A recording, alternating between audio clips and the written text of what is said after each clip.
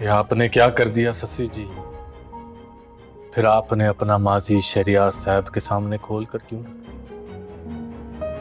میرا اور آپ کا ایک بہت پاکیزہ رشتہ تھا ماضی میں، جو آپ کے نکاح کے بعد ہمیشہ کے لیے ختم ہو گیا۔ کیونکہ سچے رشتوں میں کبھی کچھ چھپایا نہیں جاتا صاحب۔ میں سچی ہوں اور سچی رہنا چاہتی ہوں۔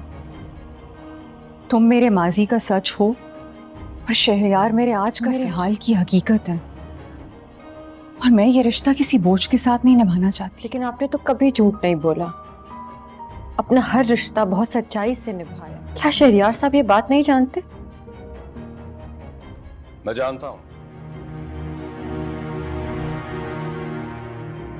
بڑے صاحب، میں تمہیں کچھ کہنے کی ضرورت نہیں، سچی سچ کہہ رہی تھی،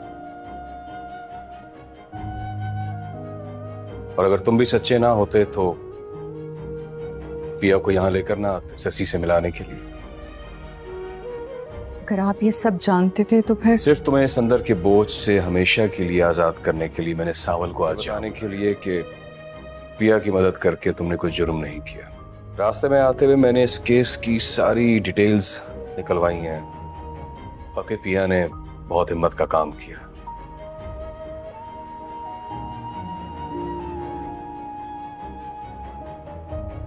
پھر ہماری ایک مظلوم لڑکی کا ساتھ دے کر ایک بار پھر میرا انتخاب ٹھیک ثابت کیا، چاہے ذریعہ ساول ہی کیوں نہ بنا ہو۔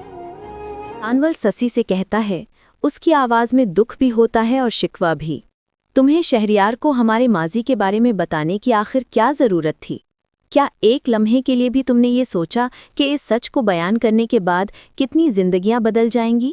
تمہارا نکاح ہو چکا تھا، تم کسی اور کی بیوی بن چکی تھیں، اور اس کے بعد ہمارا رشتہ ایک پاکیزہ حد میں بندھ چکا تھا۔ نہ کوئی شکوہ تھا، نہ کوئی مطالبہ، بس خاموشی اور عزت تھی۔ لیکن تم نے وہ سب کچھ کہہ دیا جو ماضی میں دفن رہنا چاہیے تھا۔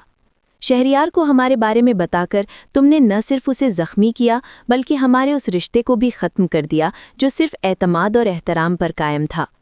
آج اس سچ کے سامنے آ کر وہ پاکیزہ رشتہ ٹوٹ چکا ہے جو تمہارے نکاح کے بعد بھی ایک خاموش دعا کی طرح زندہ تھا۔ اب نہ وہ اعتبار باقی رہا اور نہ ہی وہ سکون جو کبھی ہمارے درمیان ہوا کرتا تھا۔ سیٹ ٹاؤت کو ہر طرف سے ناکامی کا سامنا کرنا پڑ رہا ہوتا ہے۔ اس کے تمام منصوبے ایک ایک کر کے ناکام ہو رہے ہوتے ہیں، اور یہی ناکامیاں اس کے اندر غصے کی آگ بھڑکا دیتی ہیں۔ اس کا غرور، اس کی ضد اور اس کی انا، اب سب کچھ اس کے قابو سے باہر ہوتا جا رہا ہوتا ہے۔ اسے یہی لگتا ہے کہ آلیار اب اس لڑکی پیا سے دور ہو چکا ہے، اور یہی غلط فہمی اسے مزید اندھا کر دیتی ہے۔ وہ سمجھتا ہے کہ اب اس کے راستے کی سب سے بڑی رکاوٹ ختم ہو چکی ہے، اسی لیے وہ انتقام کے راستے پر چل پڑتا ہے۔